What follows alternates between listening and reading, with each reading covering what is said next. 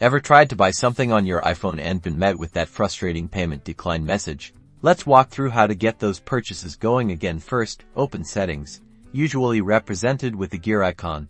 Then tap your name at the very top and you will be brought to your Apple ID settings. Next, tap Payment and Shipping. This will show you your current payment methods. Double-check the card details.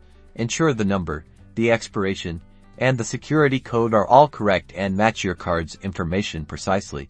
If something's wrong, tap the card, and then tap Edit to update the details. If you can't edit, try removing the payment method entirely by tapping Remove Payment Method and then adding it again. Make sure to review your billing address as well, ensuring it's current. Also be mindful of your bank or card provider. They may have declined the transaction due to insufficient funds, a security hold, or even a card blocked for international transactions. Give them a call and check in with them if you are still running into issues. Finally, ensure you have a stable internet connection, as a declined payment could be triggered by connectivity drops. If all is as it seems, restart your iPhone and try adding the payment method again.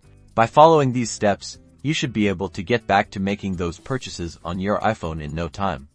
If you found this video helpful, don't forget to like and subscribe for more iPhone tips.